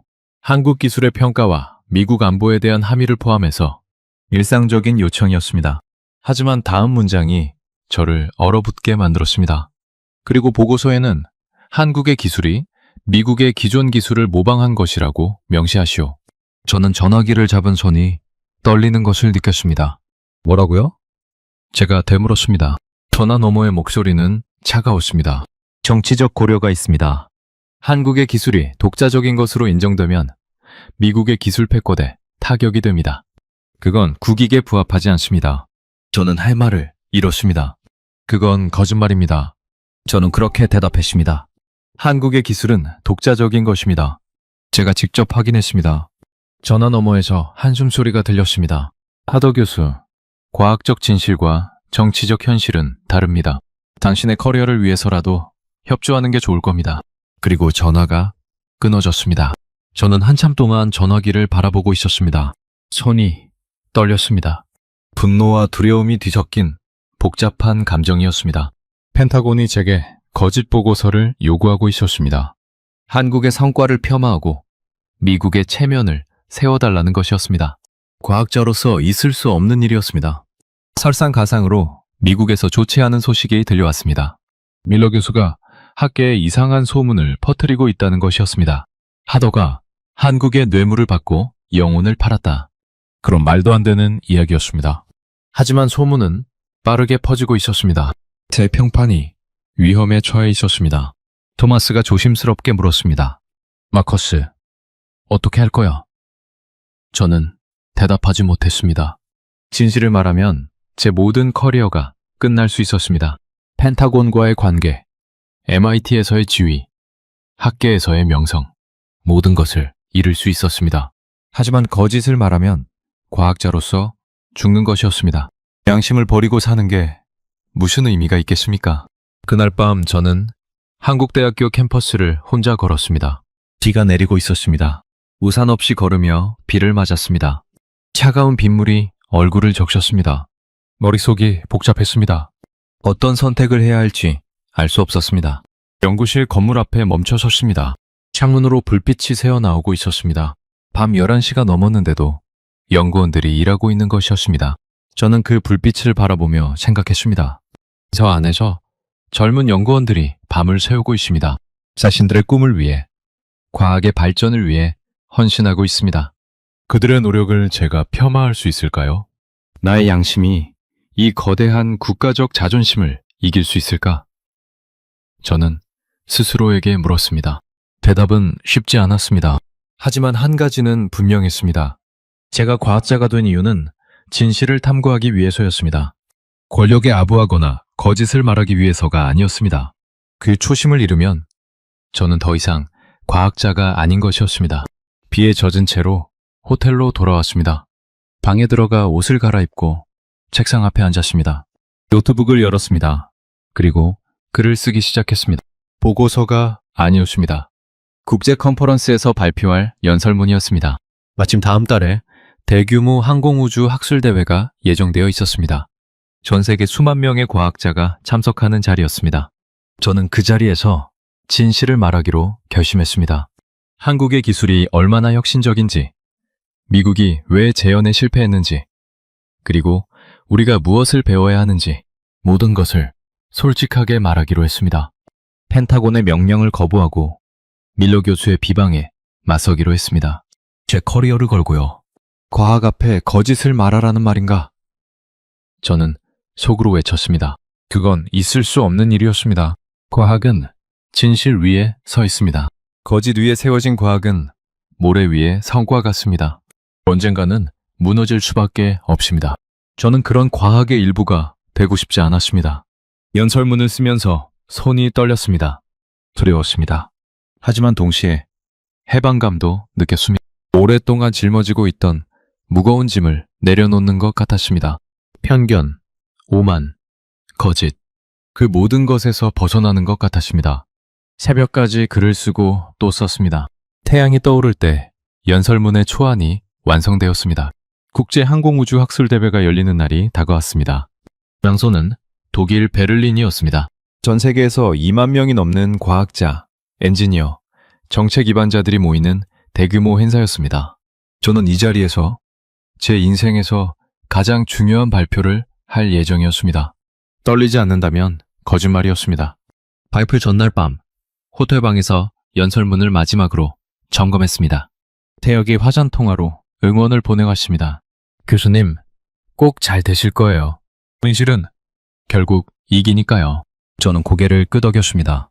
고맙다, 태혁아. 네가 없었으면 여기까지 오지 못했을 거야. 태혁은 환하게 웃었습니다. 그 미소가 저에게 큰 힘이 되었습니다. 발표 당일 아침 대회장에 도착했습니다. 거대한 컨벤션 센터가 사람들로 붐비고 있었습니다. 이름표를 달고 있는 사람들의 소속을 보니 정말 전 세계에서 왔다는 것을 알 수 있었습니다. 미국, 영국, 독일, 프랑스, 일본, 중국, 인도, 그리고 한국도 있었습니다. 저는 한국 연구팀의 이름표를 단 사람들을 보고 반갑게 인사했습니다. 대강당에 들어갔습니다. 수천 명을 수용할 수 있는 거대한 공간이었습니다. 무대 위에는 대형 스크린이 설치되어 있었고 좌석은 이미 절반 이상 차 있었습니다. 저는 백스테이지에서 발표 순서를 기다렸습니다. 심장이 빠르게 뛰었습니다. 손바닥에 땀이 흥건했습니다. 발표 직전 뜻밖의 사람을 마주쳤습니다. 밀러 교수였습니다.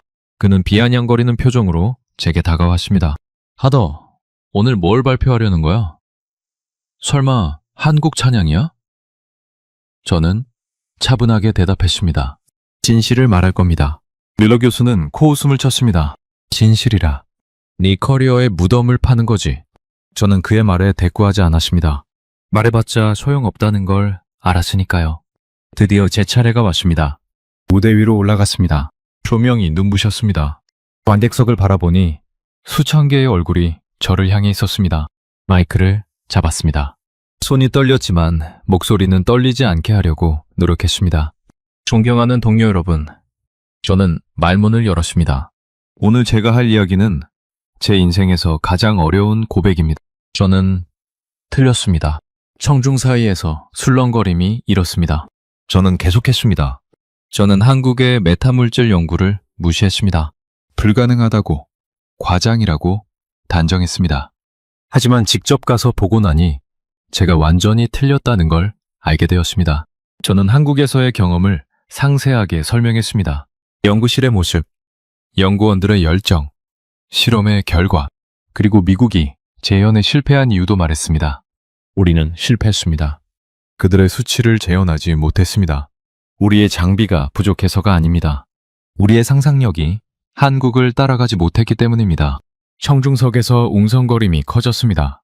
충격받은 표정의 얼굴들이 보였습니다. 저는 멈추지 않았습니다. 태혁과 함께 준비한 자료를 화면에 띄웠습니다. 한국 연구진의 독창적인 알고리즘 구조도였습니다.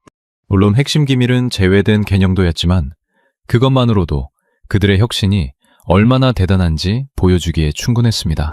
이것은 마법이 아닙니다. 저는 힘주어 말했습니다. 대한민국이라는 이름의 거인이 일궈낸 과학의 정점입니다. 청중석에서 박수가 터져나왔습니다. 처음에는 산발적이었지만 점점 커져서 우레와 같은 박수로 바뀌었습니다. 저는 그 박수 소리를 들으며 눈시울이 뜨거워지는 것을 느꼈습니다. 발표가 끝나고 무대에서 내려왔습니다. 수많은 사람들이 저에게 다가왔습니다.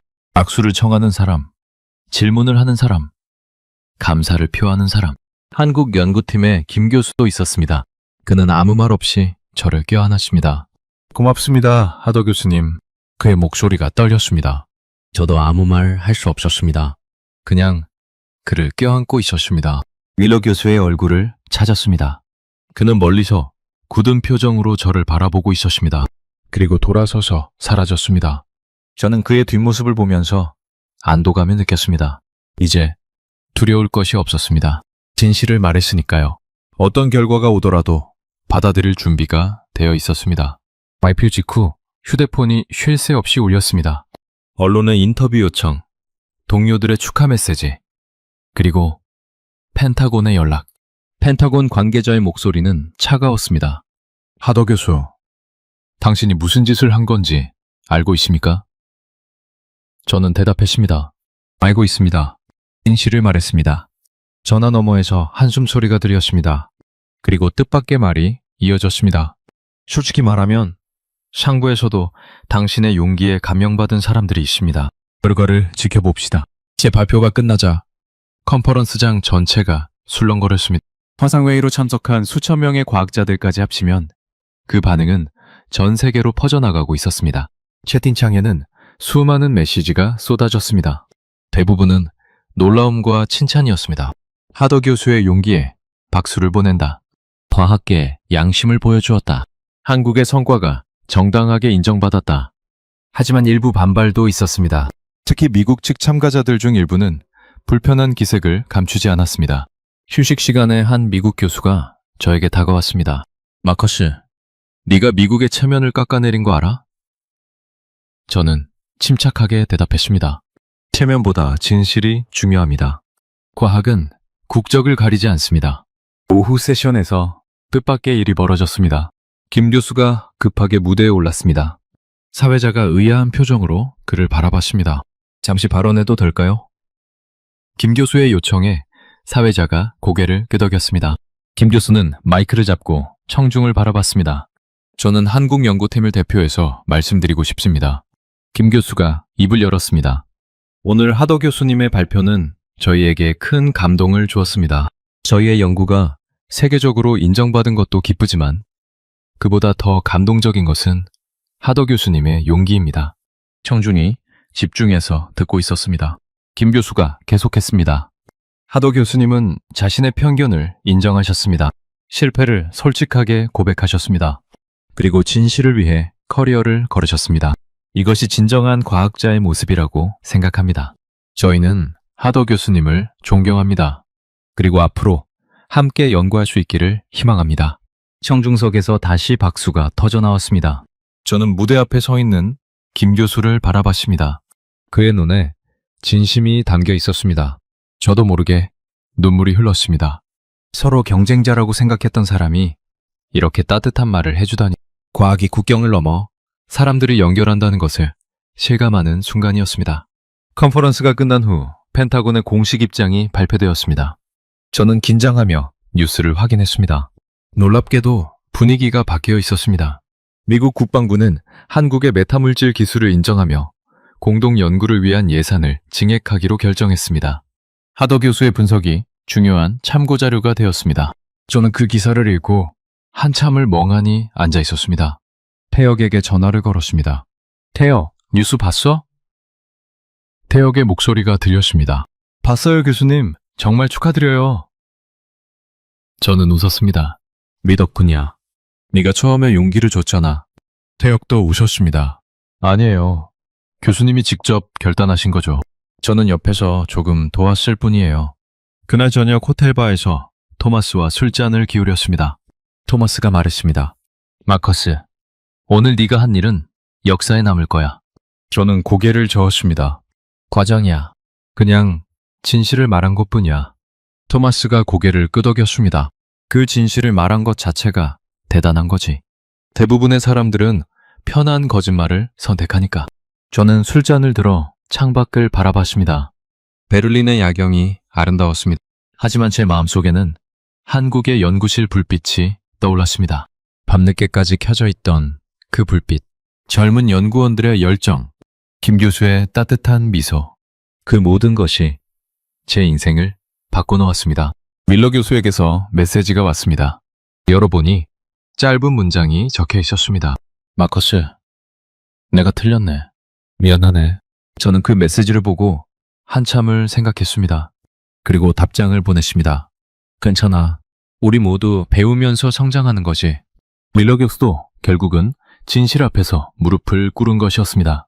스몰 저널에서 연락이 왔습니다. 하더 교수의 발표에 대한 후속 기사를 쓰고 싶다는 것이었습니다. 저는 흔쾌히 인터뷰에 응했습니다. 한국의 연구가 왜 특별한지, 미국이 무엇을 배워야 하는지, 그리고 과학자로서 양심을 지킨다는 것이 무엇을 의미하는지에 대해 이야기했습니다. 기사가 나가면 더 많은 사람들이 진실을 알게 될 것이었습니다. 태혁이 보내온 사진이 있었습니다. 한국 연구팀이 환하게 웃으며 제 발표 영상을 보고 있는 모습이었습니다. 그들의 표정에서 자부심과 감사가 느껴졌습니다. 저는 그 사진을 저장하며 생각했습니다. 이것이 승리다. 경쟁에서 이긴 것이 아니라 진실이 이긴 것이다. 그리고 우리 모두가 함께 이긴 것이다. 베를린 컨퍼런스가 끝나고 보스턴으로 돌아오는 비행기 안에서 저는 창밖만 바라보고 있었습니다. 구름 위로 태양이 빛나고 있었지만 제 마음속에는 여전히 폭풍이 휘몰아치고 있었습니다. 제가 한 일이 어떤 결과를 가져올지 아직 알 수 없었습니다. 다만 한 가지는 확실했습니다. 저는 진실을 말했고 후회하지 않는다는 것이었죠. 휴대폰을 켜자마자 알림이 쏟아졌습니다. 수십 개의 이메일, 문자, 부재중 전화. 저는 하나씩 확인하기 시작했습니다. 대부분은 동료들의 반응이었습니다. 놀라움, 지지, 비판, 걱정, 다양한 감정들이 담겨 있었습니다. 마커스, 네가 옳았어. 용기 있는 발표였어. 이런 메시지도 있었고, 하더, 네가 미국의 체면을 깎아내렸어. 이런 비난도 있었습니다. 공항에 도착하니 태혁이 마중 나와 있었습니다. 교수님, 고생하셨어요. 태혁의 얼굴에는 환한 미소가 가득했습니다. 저는 태혁을 보는 순간 긴장이 풀리는 것을 느꼈습니다. 고마워, 태혁아. 네가 있어서 든든해. 우리는 함께 차에 올랐습니다. 태혁이 운전하는 동안 저는 창밖을 바라보며 보스턴의 익숙한 풍경을 감상했습니다. 태혁이 조심스럽게 물었습니다. 교수님, 학교 분위기가 좀 이상해요. 제가 어떻게 대처해야 할지 걱정이에요.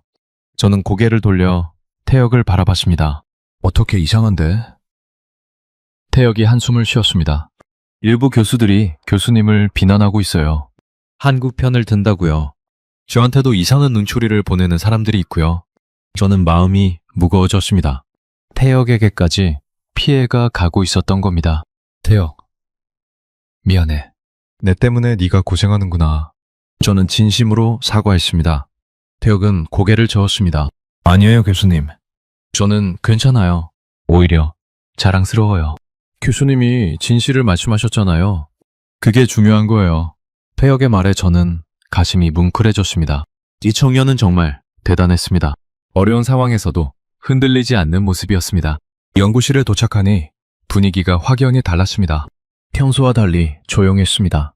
연구원들이 저를 보는 눈빛이 복잡했습니다. 어떤 사람은 존경의 눈빛에, 어떤 사람은 걱정의 눈빛에, 또 어떤 사람은 당혹감의 눈빛을 보내고 있었습니다. 저는 연구원들을 모아놓고 간단히 말했습니다. 여러분, 제가 베를린에서 한 발표에 대해 들었을 겁니다. 저는 진실을 말했습니다. 그것이 어떤 결과를 가져오든 받아들일 준비가 되어 있습니다. 토마스가 다가왔습니다. 마커스, 학장이 너를 찾고 있어. 당장 만나고 싶다고 하더라. 저는 고개를 끄덕였습니다. 예상했던 일이었습니다. 학장실로 향하면서 저는 마음을 다잡았습니다. 어떤 질책이 기다리고 있든 당당하게 맞서기로 했습니다. 학장실 문을 열고 들어갔습니다. 학장은 책상 뒤에 앉아 저를 기다리고 있었습니다. 표정이 굳어 있었습니다. 마커스, 앉게. 저는 의자에 앉았습니다. 잠시 침묵이 흘렀습니다. 학장이 먼저 입을 열었습니다. 베를린에서의 발표, 봤네? 저는 대답을 기다렸습니다. 학장이 한숨을 쉬었습니다. 솔직히 말하면 처음에는 화가 났네. MIT의 명예를 생각하지 않았냐고. 저는 조용히 대답했습니다. 학장님, 저는 MIT의 명예를 생각했습니다.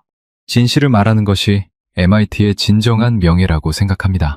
거짓을 말하면 일시적으로 체면은 세울 수 있지만 장기적으로는 신뢰를 잃습니다. 학장은 저를 한참 동안 바라봤습니다. 그리고 뜻밖의 말을 했습니다. 네 말이 맞을지도 모르겠네. 반응을 보니까 지지하는 사람들도 많더군. 저는 놀랐습니다.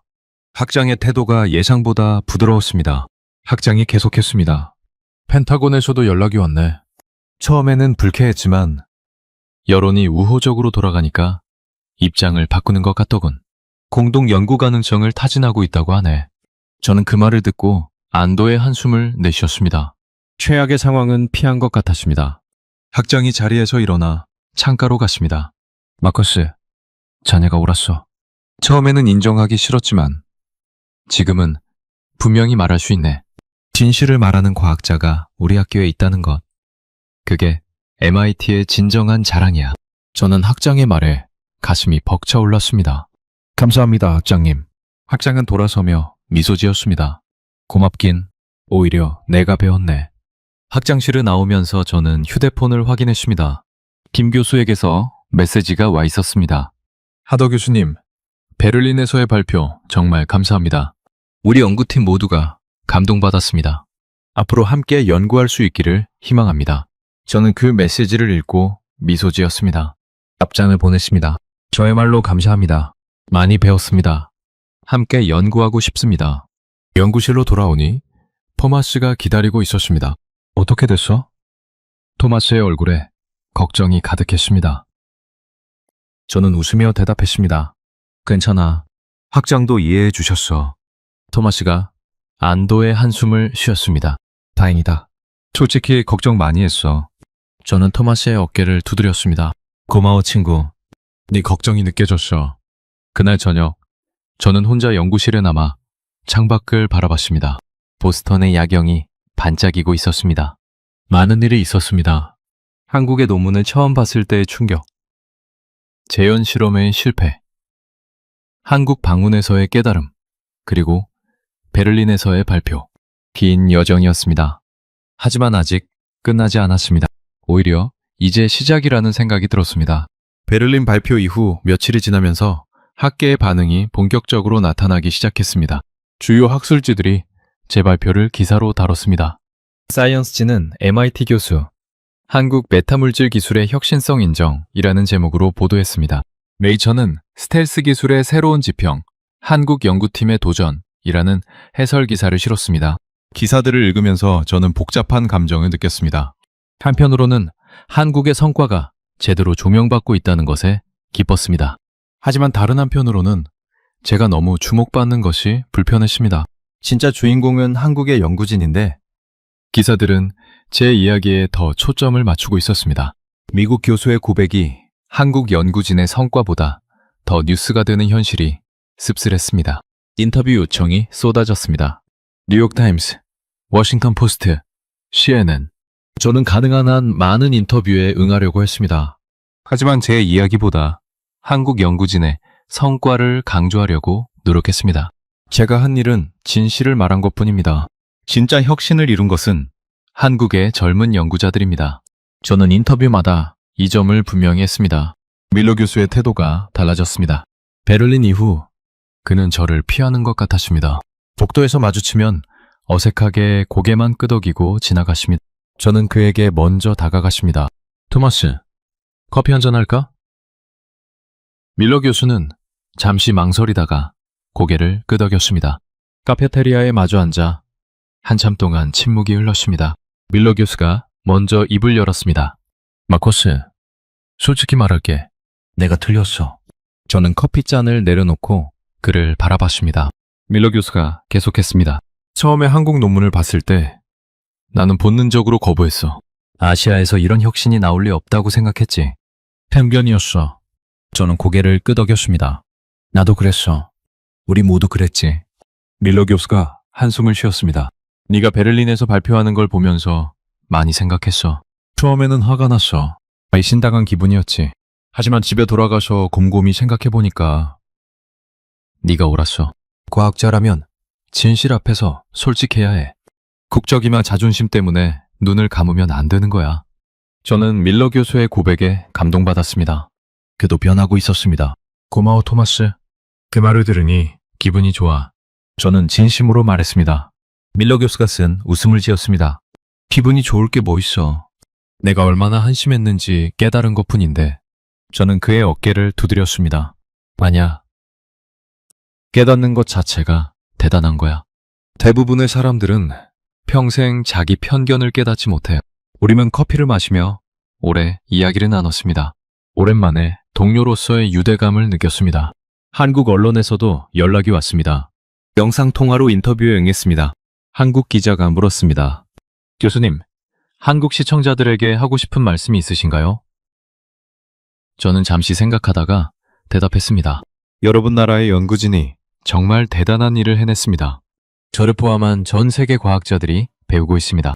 자랑스러워하셔도 됩니다. 그리고 앞으로도 응원해주세요. 인터뷰가 끝나고 태혁이 다가왔습니다.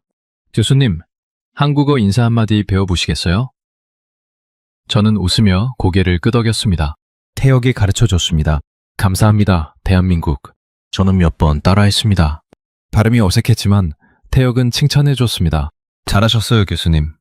한국 분들이 좋아하실 거예요. 저는 그 순간 묘한 뿌듯함을 느꼈습니다. 펜타곤에서 공신 연락이 왔습니다. 이번에는 위협이 아니라 협력 제안이었습니다. 한국과의 공동 연구 가능성을 타진하고 싶다는 내용이었습니다. 저는 그 소식을 듣고 안도했습니다. 상황이 좋은 방향으로 흘러가고 있었습니다. 물론 아직 구체적인 것은 아무것도 정해지지 않았습니다. 하지만 적어도 대화의 문이 열린 것이었습니다. 김 교수와 화상 통화를 했습니다. 하도 교수님, 펜타곤에서 연락 받으셨다면서요? 저는 고개를 끄덕였습니다. 네, 공동 연구 가능성을 논의하고 싶다고 하더군요. 아직 구체적인 건 없지만요. 김 교수가 미소 지었습니다. 좋은 시작이네요. 우리도 열린 마음으로 임할 준비가 되어 있습니다. 저는 그 말에 희망을 느꼈습니다. 교수님, 한 가지 제안이 있습니다. 김 교수가 말했습니다. 제가 물었습니다. 뭔데요? 다음 달에 우리 대학교에서 국제 심포지엄을 개최할 예정입니다. 메타물질 연구의 현재와 미래라는 주제로요. 교수님을 기조 연설자로 초청하고 싶습니다. 저는 잠시 생각했습니다. 그리고 대답했습니다. 영광입니다. 꼭 참석하겠습니다. 전화를 끊고 나서 저는 한참 동안 생각에 잠겼습니다. 불과 몇 달 전만 해도 저는 한국을 무시하고 있었습니다. 그런데 지금은 한국에서 기조연설을 하게 되었습니다. 인생이란 정말 알 수 없는 것이었습니다. 저는 창밖을 바라보며 미소 지었습니다. 새로운 장이 열리고 있었습니다. 제 삶에는 많은 변화가 있었습니다. 하지만 가장 큰 변화는 외적인 것이 아니라 내적인 것이었습니다. 저는 더 이상 예전의 마커스 하더가 아니었습니다. 편견으로 가득 찼던 오만한 교수가 아니라 열린 마음으로 배우려는 과학자가 되어 있었습니다. 연구실 운영 방식을 바꾸기 시작했습니다. 예전에는 제 말이 곧 법이었습니다. 제자들은 저를 무서워했고 감히 반론을 제기하지 못했죠. 하지만 지금은 다릅니다. 미팅 시간에 모든 사람의 의견을 듣습니다. 신입생의 아이디어도 진지하게 검토합니다. 실패를 두려워하지 말라고 격려합니다. 한국에서 배운 것들을 하나씩 적용하고 있습니다. 제이슨이 어느 날 말했습니다. 교수님, 요즘 분위기가 많이 달라졌어요. 좋은 의미로요. 저는 웃으며 대답했습니다. 그래? 어떻게 다른데? 제이슨이 생각하다가 말했습니다. 예전에는 실험 실패하면 혼날까봐 무서웠어요. 지금은 실패해도 뭘 배웠는지 이야기하게 되니까 부담이 없어요. 저는 그 말을 듣고 뿌듯함을 느꼈습니다. 작은 변화지만 의미 있는 변화였습니다. 태혁은 이제 제 연구실의 핵심 멤버가 되었습니다. 그의 통찰력과 한국 연구팀과의 네트워크는 큰 자산이었습니다. 저는 태혁을 단순한 제자가 아니라 동료로 대하려고 노력했습니다. 중요한 결정을 내릴 때 그의 의견을 물었고 그의 아이디어를 존중했습니다. 태혁도 처음에는 어색해했지만 점점 자신감을 가지고 의견을 제시하기 시작했습니다. 교수님, 저 한국에 잠깐 다녀와도 될까요? 태혁이 어느 날 물었습니다. 무슨 일인데? 저는 물었습니다. 태혁이 대답했습니다. 김 교수님 연구팀과 예비 미팅을 하고 싶어요. 공동 연구 가능성을 구체적으로 논의하려고요. 저는 고개를 끄덕였습니다. 좋아. 가서 잘 이야기해봐. 태혁의 얼굴에 환한 미소가 퍼졌습니다. 태혁이 떠난 후 저는 혼자 연구실에 남아 생각에 잠겼습니다. 한국에서의 경험이 자꾸 떠올랐습니다. 그 작은 연구실에 밤늦게까지 켜져 있던 불빛. 젊은 연구원들의 열정적인 눈빛. 그리고 최첨단 장비가 아니라 인간의 감각과 집념으로 혁신을 이뤄낸 그들의 모습.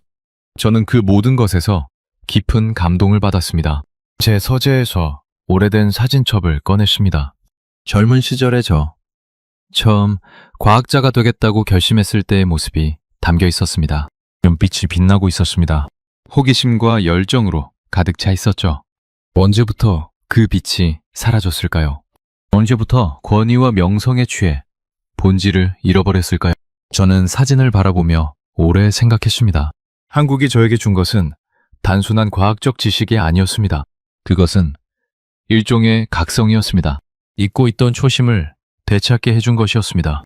과학을 처음 시작했을 때의 순수한 호기심, 진실을 탐구하려는 열망, 불가능에 도전하는 용기, 그 모든 것을 다시 느끼게 해주었습니다. 학회에서 강연을 요청받았습니다. 주제는 과학자의 윤리와 열린 마음이었습니다. 저는 제 경험을 솔직하게 나누기로 했습니다.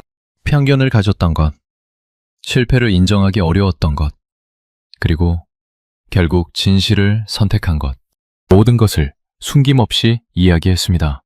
청중의 반응은 뜨거웠습니다. 특히 젊은 과학자들이 큰 영감을 받았다고 말해주었습니다. 한 대학원생이 강연 후에 다가왔습니다. 교수님, 저도 비슷한 상황에 있어요. 제 지도 교수가 다른 연구팀의 성과를 폄하하라고 해요. 어떻게 해야 할까요? 저는 그 학생의 눈을 바라보며 대답했습니다. 쉬운 답은 없어요. 하지만 한 가지는 분명해요. 양심을 따르세요. 단기적으로는 손해를 볼 수 있지만 장기적으로는 반드시 옳은 길이에요. 그 학생은 고개를 끄덕이며 고맙다고 했습니다. 저녁에 집으로 돌아와 창밖을 바라봤습니다. 보스턴의 야경이 반짝이고 있었습니다. 저는 한국의 연구실을 떠올렸습니다.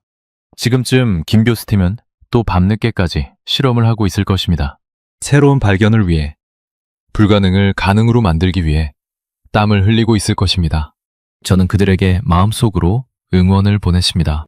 앞으로 어떤 일이 펼쳐질지 알 수 없습니다. 공동 연구가 성사될지, 어떤 결과가 나올지 아무도 모릅니다. 하지만 한 가지는 확실합니다. 저는 이제 열린 마음으로 세상을 바라보고 있습니다. 어떤 나라에서든, 어떤 연구실에서든 혁신이 나올 수 있다는 것을 알게 되었습니다. 그리고 그 혁신을 인정하고 배우는 것이 과학자의 진정한 자세라는 것도요. 태혁에게서 문자가 왔습니다. 교수님, 한국에 잘 도착했어요. 김 교수님이 안부 전해달라고 하셨어요. 저는 미소 지으며 밥장을 보냈습니다. 고마워. 좋은 이야기 나누고 와. 그리고 휴대폰을 내려놓고 다시 창밖을 바라봤습니다. 새로운 시작이었습니다. 어디로 가게 될지 모르지만 그래서 더 설레는 시작이었습니다. 지금까지 마커스 하더씨의 사연 어떠셨나요? 대한민국의 위상은 계속 높아질 것입니다. 메타물질 기술뿐만 아니라 인공지능, 바이오, 우주항공 등 다양한 분야에서 한국의 이름이 울려 퍼질 것입니다. 우리 연구자들의 열정과 능력을 믿기 때문입니다. 그리고 무엇보다 우리 국민들의 저력을 믿기 때문입니다. 여러분들의 생각을 댓글로 남겨주세요. 여러분의 관심이 더 좋은 콘텐츠를 만드는 원동력이 됩니다. 감동을 향한 여정, 감동여인이었습니다. 감사합니다.